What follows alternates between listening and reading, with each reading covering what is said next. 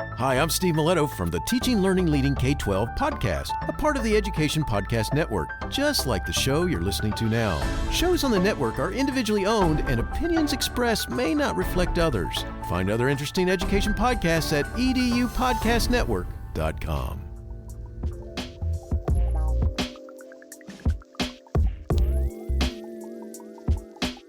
Hello, everybody, and welcome to another episode of My EdTech Life. Thank you so much for joining us today on this wonderful Tuesday.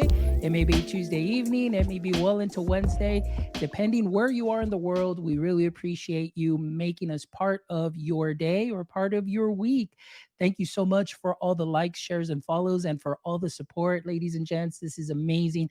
Thank you from the bottom of my heart. As you know, we always strive to get better each episode. And of course, our mission is to connect educators and creators one show at a time. And today I am so excited because we have an amazing guest.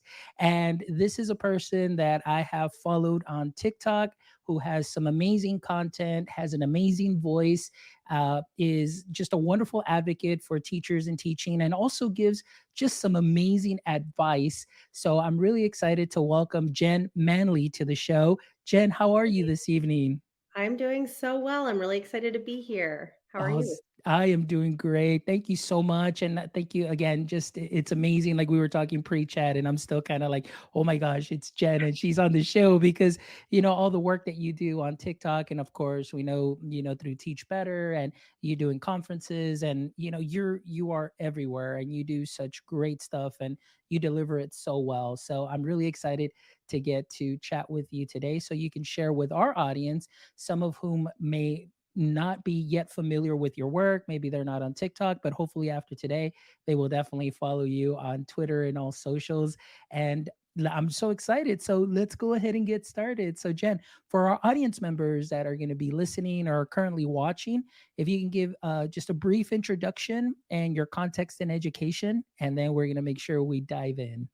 Yeah, of course. So my name is Jen Manley, and I was a 612, so middle school and then high school computer science teacher for 8 years. And I currently teach computer science at the college level. I work at an education nonprofit, and I help teachers be both effective and efficient so that they can impact their students while also having some work-life balance.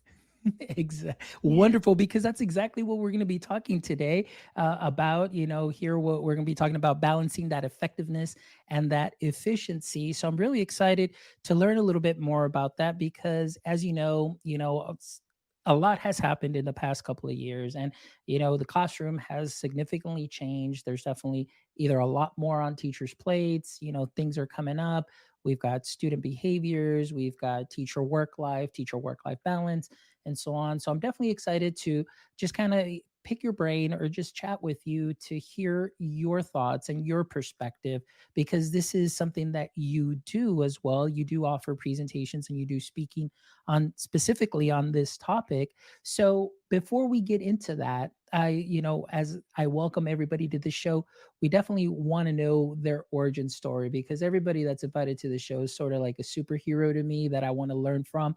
So I would love to know a little bit more about your origin story as far as, being in education. Was an education something that you already knew you wanted to go into, or was this something that came in later as far as a transition from something else into education? Yeah. So what's so funny is that I did not always know that I wanted to be a teacher, but I always loved learning.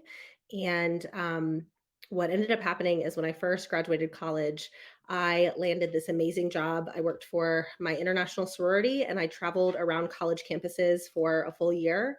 And it was a job that was challenging and fulfilling every day. And I think that it set me up to be disappointed by traditional work. And over the course of the next, like, 5 years, I hopped around many different jobs. I worked for a restaurant group where I led employee orientations, which was awesome. I worked for Lululemon for a minute. I worked selling juice, so I had to drive like a Ford Transit truck. That didn't go that well, but like the driving was not that good. But I did all of these different things, and the moment where I knew I needed to figure out kind of what I wanted to do with my life was I was working doing medical credentialing, which basically meant that for 8 hours a day, 5 days a week, I would translate doctors and nurses' resumes into our software. So it was mind numbing. I really did not have that much fun. And I found myself crying in the car one day at lunch because I was just so bored and miserable. And I started working with a career coach. And what we realized is that the time of the week that I just loved and looked forward to was coaching girls on the run 2 days a week. And she was like, you could go back to school and become a teacher. And what was so funny is that when I told my parents about it, they were like, "Well, we've always thought you would be a great teacher." I was like, "That's so funny because I didn't know that." But and now I do. And so yeah, so I went into substitute teaching, and then I got a job with a school district that allowed me to teach full time while taking community college classes to get certified, which was an amazing opportunity.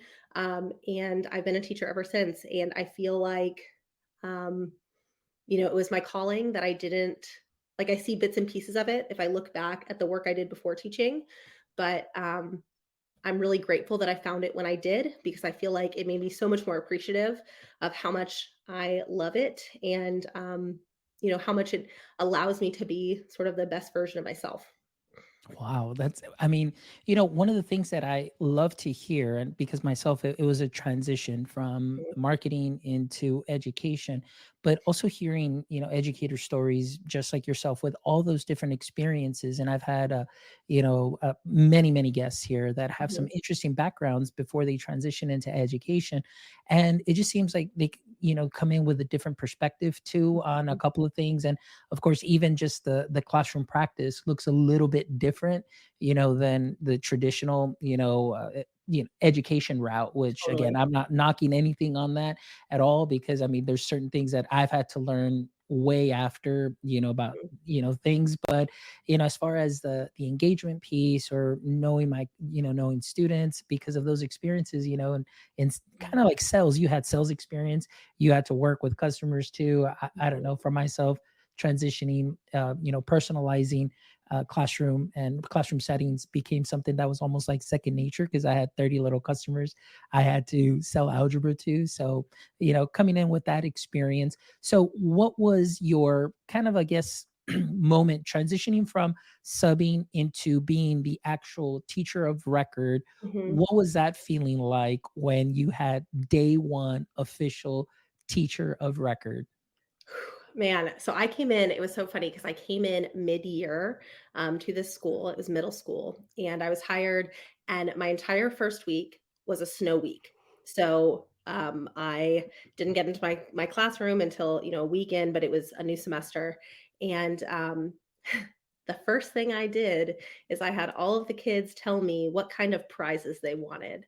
And it's so funny now because I look back on it and I'm like, and I was so excited, and I think they could feel my excitement about being a teacher, and wanting to support them in the ways that they wanted to be supported. But I've definitely learned a lot since then about intrinsic motivation and ways that we can help motivate students that aren't necessarily buying them pizza all the time. But I was really I was really just very excited, a little bit overwhelmed just because there were so many different things to do. But again, prior to subbing, and I actually really liked subbing. It was good for me to try a lot of different grade levels. But prior to subbing, I was just so miserable in the work that I was doing that it was refreshing to go to work for a full day and leave feeling excited and energized and creative, which is not something that I had felt in the job that I was in directly prior. So that's Oh, good. yeah, so that's good. That's exciting. Now, what grade was it that you initially started teaching? Yeah, so I came in teaching 6th, 7th, and 8th grade. So my first job, it's a good story actually. My first job was teaching essentially wood shop. So it was tech ed, but it was mid-year. There was no training for me to go to be able to do, certain courses. So I was essentially teaching wood shop, and I'll never forget when I was going to interview for this job, they had the district tech ed supervisor there, and he looks at me and he goes, "What's more dangerous, a bandsaw or a belt sander?" And I'm like, I don't know. But I said, whichever one you don't teach the kids how to use. And I think it was a moment where he was like, okay, she might not know everything she's doing, but she can learn and she, wants to help the kids. So yeah. So I came in mid-year and I was teaching sixth, seventh, and eighth grade. It was great. Wow, excellent. Now, how many years were you in the classroom? Because currently I know that you're doing college courses. Mhm. So how many years were you in K-12 space? Yeah, I was in K-12 space for 8 years. So half that time in middle school and then half that time in high school. And Okay. really, middle school, I taught tech ed that first semester. And then I was mostly computer science with a little bit of tech ed for the rest of that time. And then when I taught high school level, it was just computer science. Excellent. Hey, well, we've got Tim Cavey joining us here. Tim says, Hey, hi, Tim. that's a great interview answer. So Thank yeah, you. thank you so much for joining us here on the live, Tim. I really appreciate it. So, Jen, now you've had this experience, in the classroom. Now you're working as an instructor also at the university. And on top of Mhm. that, you're doing your own edupreneur. You have your stuff going on as far as conferences. You help people, you coach. Have been putting the website here within the chat so people can go ahead and connect with you and see what it is that you do. But also the work that you do on TikTok, which we'll get into it a little bit more, really speaks to me and resonates with me because as far as some of the topics that you do hit on are topics that are like, wow, they really really resonate. So I want Mhm. to talk a little bit about your experience now as far as going out and doing conferences and doing some speaking or coaching. What is it right now that you're currently seeing, as far as the challenges that teachers are facing right now? Mhm. I think that the number one challenge that teachers face right now is that they're being asked to do so much with so little. So they're being asked to serve many different stakeholders. They're being asked to deliver on paperwork and new initiatives and also teach their classes and also manage, post pandemic student behaviors, which um, I taught both pre and post pandemic, right? And the kids are different. It's a different beast, especially with things like cell phones. And so teachers are being asked to do all this, and they're being asked to do more and more, and they're not being given more time to do it. There's also fewer teachers, so there's more coverage that's needed. There's less support when it comes to like special education services. And schools are under resourced, so I think the biggest challenge that teachers face is just the fact that and somebody I follow on TikTok, her name is Anita. She said the other day she had a piece of content where she said, the job is impossible, and I think that sometimes teachers just need to hear that to be validated that this feeling of overwhelm and this feeling of wow, like I'm leaving work again today and I don't have everything done, or I don't feel prepared for tomorrow, or I am so drained and I have to go home and spend time with my family or my dog or whatever. Um, those are totally valid feelings. And they're a product of the system and not of your effectiveness as an educator. There you go. And that's great that you share that, as far as the effectiveness, because that's something, like I said today, that we're talking about, balancing that effectiveness, that efficiency, finding that work life balance. And like you said, yes, you're absolutely right. Very few resources, and of course, adding more to the plates instead of removing, or maybe something just substituting, just saying, hey, look, instead of adding this, we're going to remove this. That didn't quite work, but let's try this. But it just seems like, it just comes on and on. And I Mhm. understand completely, teachers, like you said, feeling very tired and feeling overwhelmed and underprepared. But again, it doesn't speak to their effectiveness in the Mhm. classroom. So I want to ask you, what is it that you normally would share with somebody, that is coming in and just saying, Jen, listen, this is what's going on. Kind of similar to what you're describing. What are some ways that are, can be maybe easily implemented, Mhm. small, and can make some huge incremental changes, some of the things that you may share with them? Yeah, I think the thing that is most valuable in terms of trying to figure out how you're going to spend your time is number one, figuring out how much time you actually have.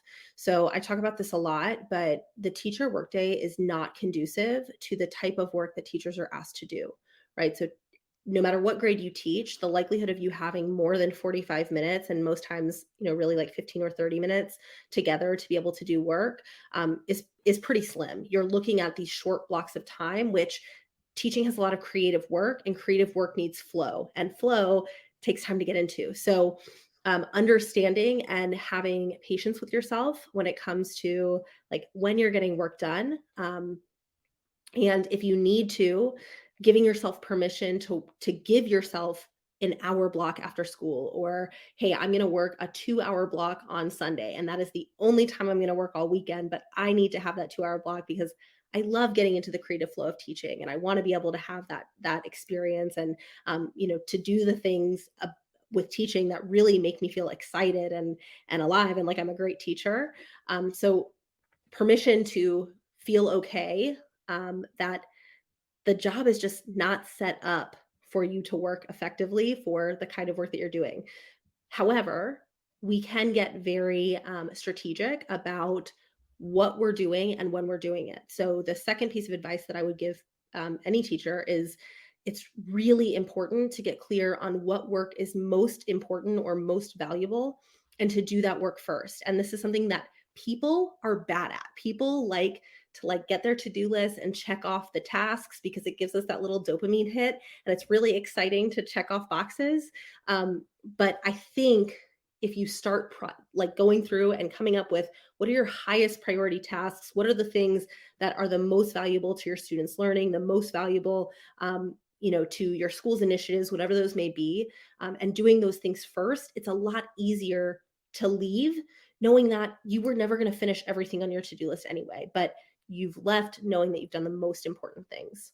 Wow, and that's some great advice, because and you said something that really resonates, and now I'm thinking about this, when I was in the classroom, you're absolutely right, that flow, and I'm kind of remembering where I would start off the day, and in between that block, it was like, okay, the kids have music, so then I have to stop teaching, Mhm. take them to music, come back, I have 30 minutes, and then it's like, okay, got to do paperwork, I got to do either 504 check-ins or IEP or just something that I have to do administratively. Then they come back, and then kind of to get the students again, get them Mhm. into that math flow state of mind, and then of course right after that it's like, okay, now they've got to switch classes.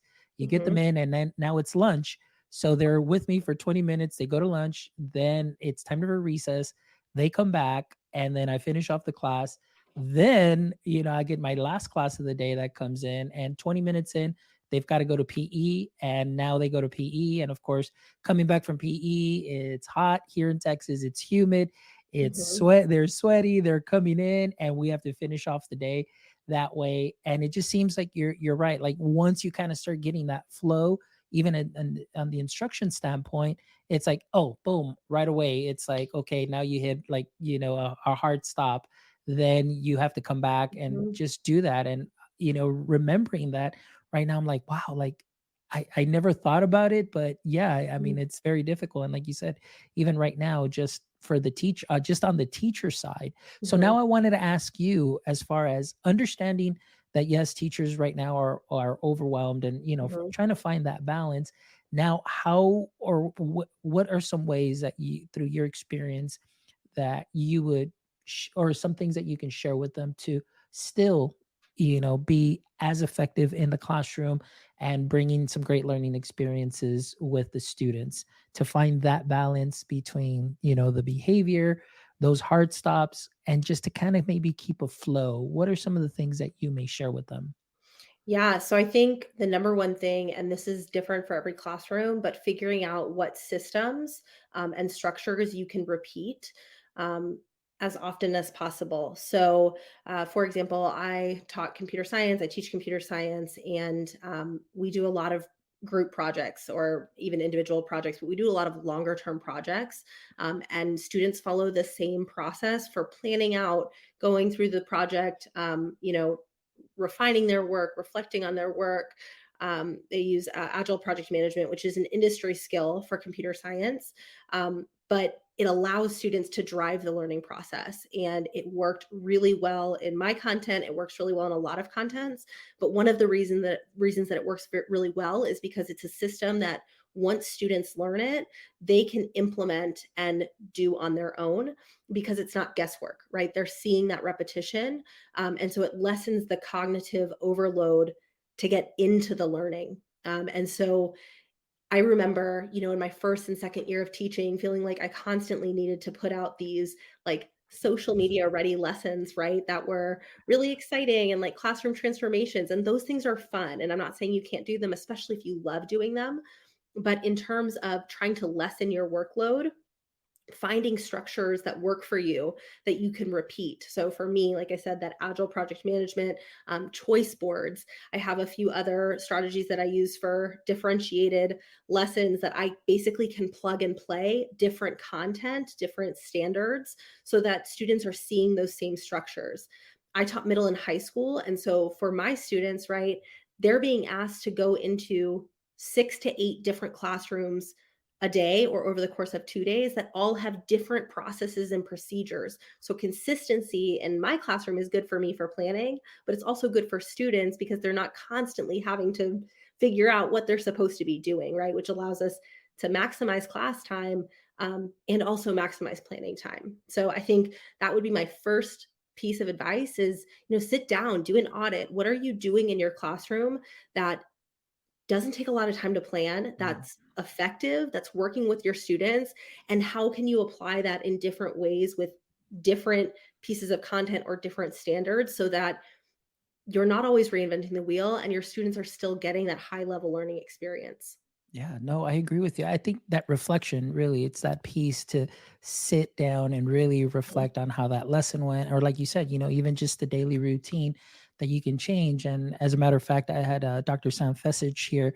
They were on the show, and she mentioned something like that, as far as the importance for a teacher to sit down and really reflect on the Mhm. day to day. And because sometimes, and I think you hit the nail on the head a little bit when you said almost word for word what she shared too, is like, sometimes we do things because we just need to check off that box. And even as a teacher, it's like, okay, my objectives are up, check off that box or check off this box. But we sometimes may not reflect because, I mean, it may seem overwhelming, like, okay, on top of everything I got to do, now I got to reflect and see what works. But I think that, like you mentioned too, like that return on investment on just taking Mhm. some time on seeing just those structures that are working, what isn't, and making Mhm. those tweaks can make a big difference. So yeah, that's really great advice. Thank you for sharing. The Yeah. other Oh yeah, go ahead. Sorry, one other things I would share that I like try to share with everybody because it totally changed things for me. Not only in teaching, but in like my life, right? My real life in my household. Um, we have this tendency to want to do multiple things at a time because we're so overwhelmed by all of the things that we have to do. Um, but your brain can't handle doing more than one thing at a time. And so, this idea of multitasking, where I need to do this deliverable, and I also need to grade report cards, and I need to plan a lesson. And so, I'm just going to switch between all three because they need to get done. Productivity research shows that when we task switch, which is what it's called instead of multitasking, when we task switch, we lose about 20% of our productivity with every new thing that we add. So, because we're switching between tasks, every time that we switch tasks, our brain has to realign itself with what it's supposed to be working on. We break flow if we're in flow, and then we're trying to get back into flow. So it's less productive, even though we feel like we have our hands in multiple things. The best way to approach work, especially with teaching, is if we start on a task, we should be persisting on that task until it's done, or whatever the definition of done is for the day, right? Whatever we want to get to for the day, before moving on to something else.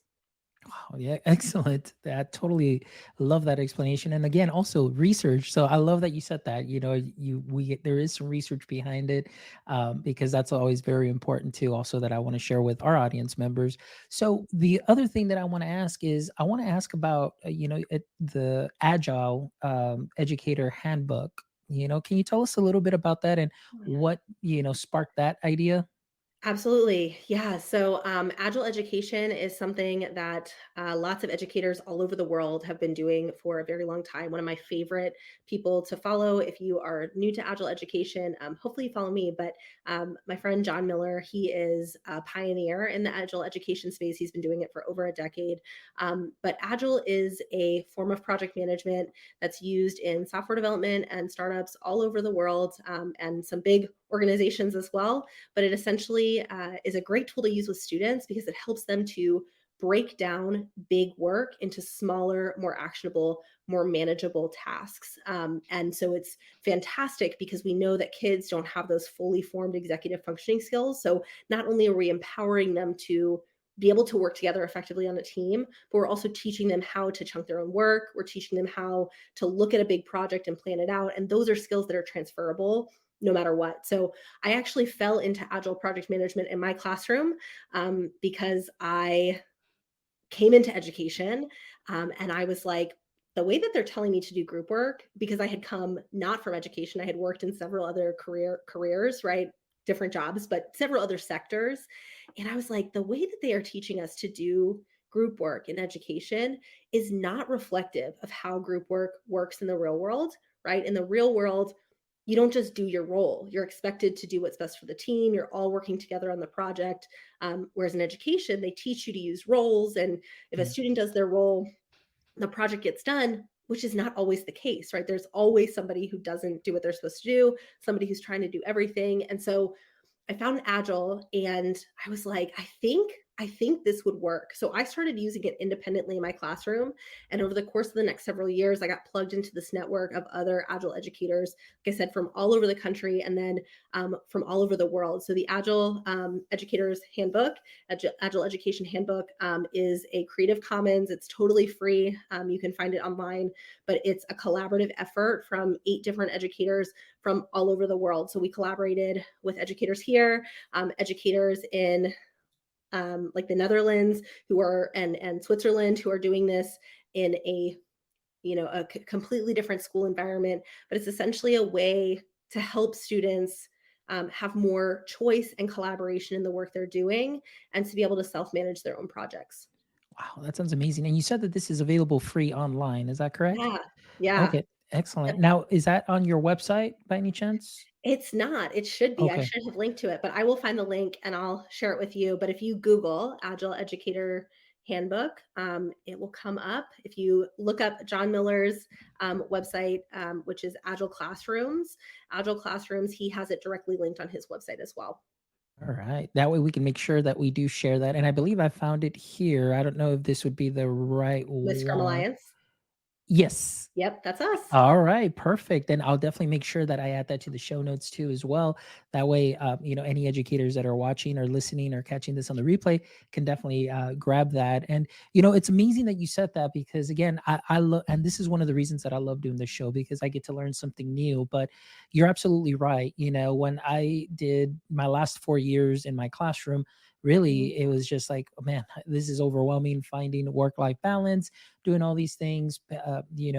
I would do the little post-it notes, exit tickets, this and that. But at the end of the day, it's like, okay, like we said, things would break the flow. So I said, all right, this is too much. So then I just started doing everything really project based and having a mhm, rubric at the end that my students had to meet. Here's the rubric for the lesson. Monday, Tuesday, I work on it on introducing the lesson. We do the engagement piece, but then at the end, we would work. Well, they would work in groups and they would either present their final project, whether it was through a Google slide presentation, they would do a presentation up at in the front, they would do something either using some kind of graphic, just a different learning artifact, because I also wanted to give that voice and choice similar to a choice board at the time for how they wanted to submit their projects. And that was something that really helped me at the end not worry so much about having to grade everything continually and having that paperwork continually on the daily basis and trying to grade everything, because mhm, sometimes as a brand new teacher they come in and man, they just want to sit and they want to grade everything and they want to give feedback for everything and so on. So for myself, those last 4 years, I said, this is overwhelming, so that really helped a lot. But the fact that also we had those digital learning artifacts that were saved in a portfolio and that I had proof and evidence of learning, that really helped a long way, because later on those students use some of those projects that we did in fifth grade. And then I would get some calls from teachers mhm, in sixth grade or seventh grade saying, hey, I just wanted to let you know that whatever it is that you did in fifth grade, I'm kind of seeing a little bit of it now and they're building off of it, which I thought was, man, this is amazing that the students are taking advantage of that and using mhm, those things. So I kind of learned real quick that as much as I wanted to try and grade everything. Sometimes that little rolling basket milk cart that I would bring home would just kind of sit at the corner. And then Sunday, it was just a very ominous Sunday, just looking at that. And I'm like, oh, this is what I've got going on. So thank you for sharing this, Yeah. and these tips also, finding that balance.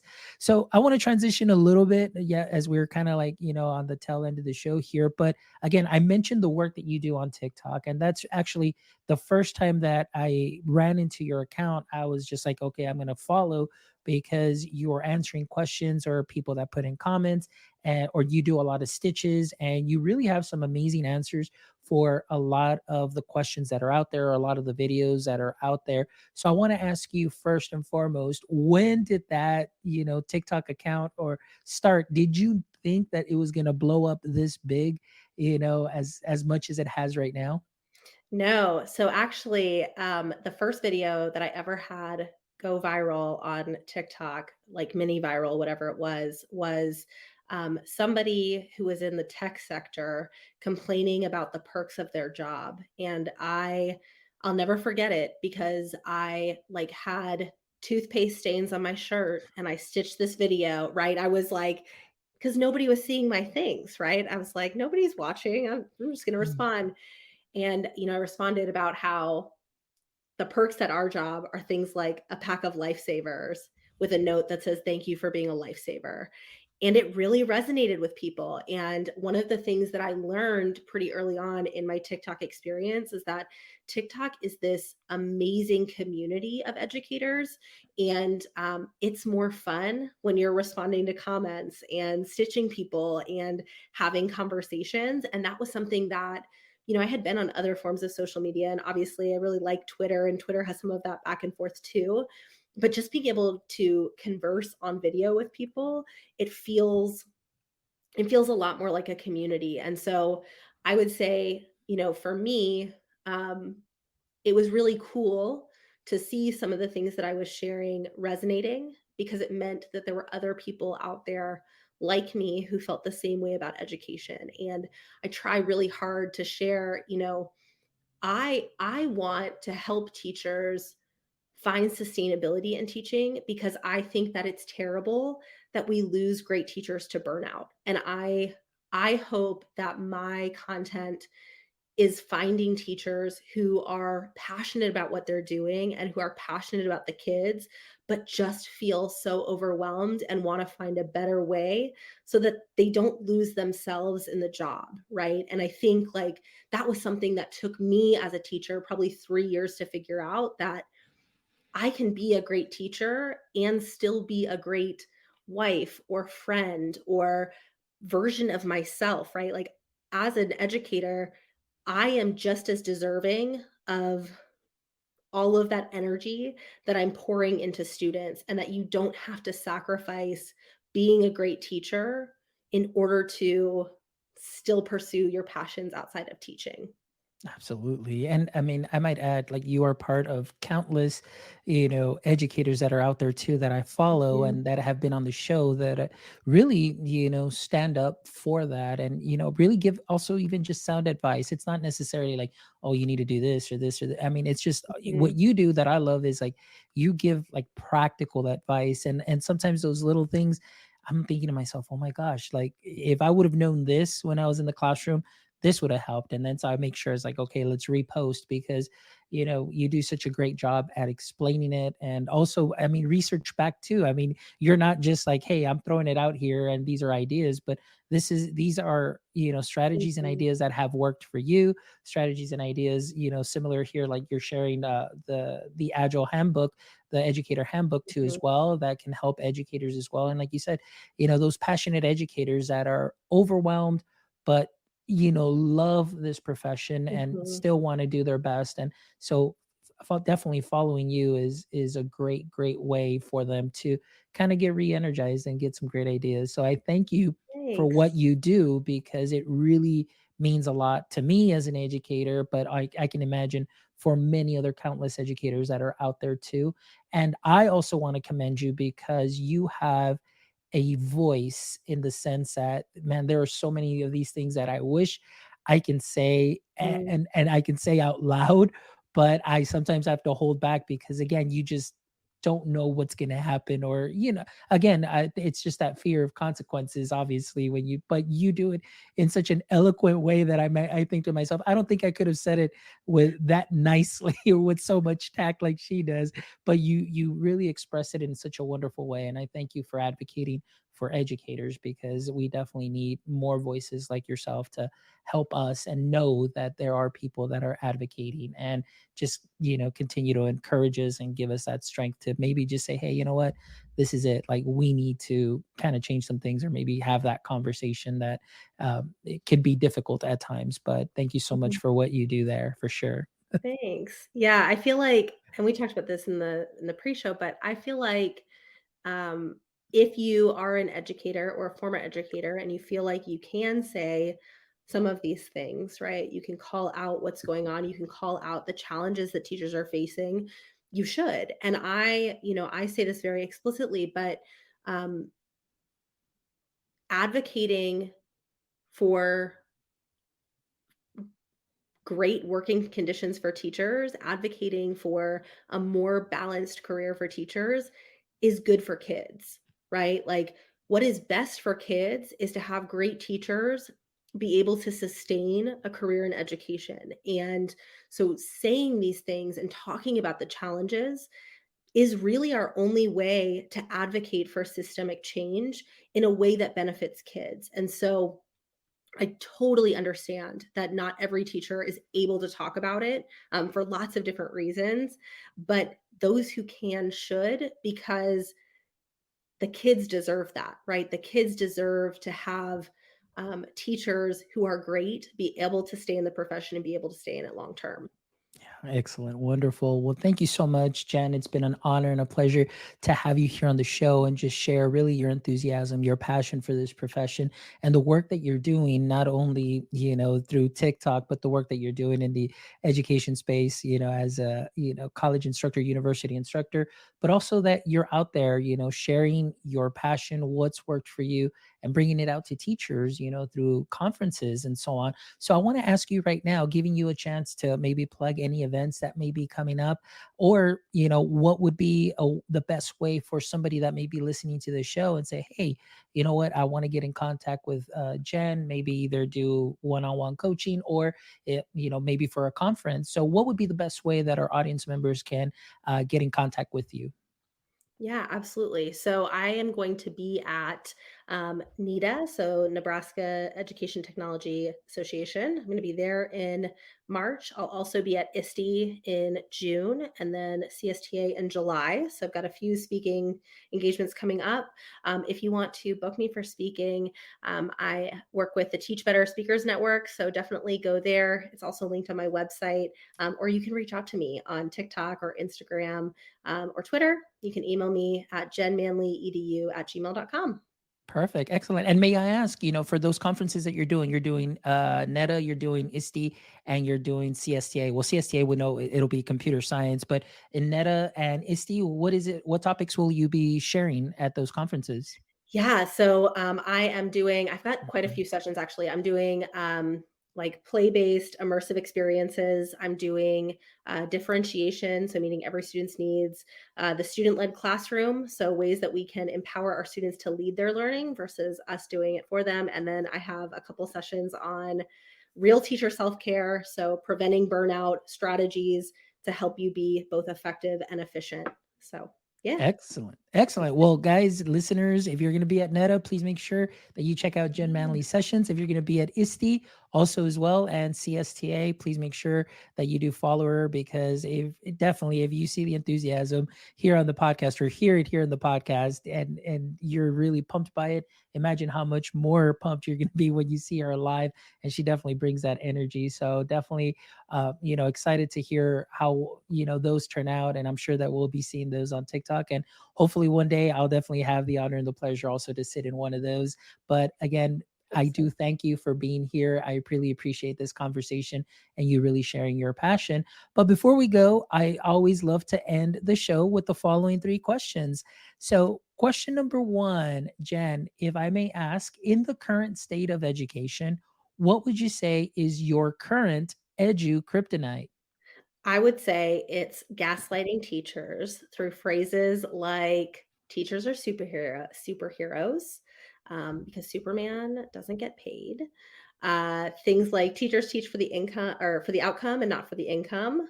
And be the first to arrive and the last to leave. I think teachers deserve to be treated like professionals, and that doesn't mean they can't also have an impact and love what they do. But sometimes it feels a little gaslighty. Yeah, absolutely. Thank you so much for sharing that. Next question, Jen, is if you could have a billboard with anything on it, what would it be and why? Ooh, that's a good question. I think I would say, I don't know.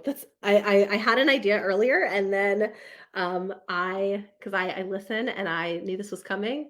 Okay, if I could have a billboard. Um okay, well I'm gonna give you the best piece of advice that my mom ever gave me, which is you can't win if you don't apply. So if you want something, you should always go for it because if you don't, the answer is no. You go. Great. Perfect and practical. You can't win if you don't apply. Yeah. Excellent. That's actually that makes a really great billboard. And for a lot of our audience members and listeners, I'm pretty sure that billboard too will definitely resonate if you're driving by and saying, yeah, there you go. So make sure that you do apply. All right. And the last question, Jen, let's say that the roles were reversed and this evening was Jen Manley's podcast and I was your guest. What would be one question you'd like to ask me? I think I'm going to ask you, what is one trend in education that you either were not sad to see go or won't be sad to see go? One trend in education that I will not be sad to see go. Ooh, let me see. Oh, that's a good one. Let me see. What would be one trend? I don't know. Let me see. You kind of cut me there. I'm like, oh my gosh, there's so much Maybe I stuff. need a podcast. Yeah, there's so much stuff that is out there. Um, I don't know. I think for myself, it's just really, you got me there. Yeah, I just kind of went blank. You got me there. I don't know. Maybe Okay, some. what's one trend you did in middle school that you would make fun of yourself for now? Oh, I'll go back to 6th grade, yeah, because here Okay. yeah, in 6th grade, okay, so one trend that I would definitely go back to is at that time, and I'm really aging myself here, but maybe somebody out there will definitely understand, but I would wear my little overalls backwards because I was so much into crisscross. Uh-huh. So I would wear those backwards to school, and yeah, now looking back at that, I'd be like, "Oh my gosh, I can't believe that you would do that." Jeez. So yeah, that would be my trend. So that one was really easy. But I was thinking about as far as education trends. I mean, you got me there. I'm thinking to myself, I was like, what is it that I wouldn't mind seeing go? Oh, okay. Here's one. And I guess I don't hear it too much, which is good because it's to me, Mhm. it's like okay, the less I hear it. But the one thing that really got me was the term learning loss. Oh my gosh! So that was just like stop it with that already. I Mhm. was like learning loss. We maybe because you lost the traditional sense of being in the classroom, Right. but, I mean, we've got students that are in 3rd grade, 4th grade now, 5th grade that are running Zoom sessions better than some of the directors that I work with. Mhm. So, I mean, I don't see that as learning loss, but I mean, hey, that's what it is, the term learning loss. I'm glad that Mhm. I don't hear it as much anymore. Cool. Yeah. All right. Well, Jen, thank you so much. I really Thank appreciate you. that question, and you really stumped me. I honestly, I will say that this is the first time that I was really like taken back, but I'm glad that I kind of recovered there. So I guess I gave you two trends There you go. I got both. for one. There you go. Yeah. But again, thank you so much. I really appreciate you.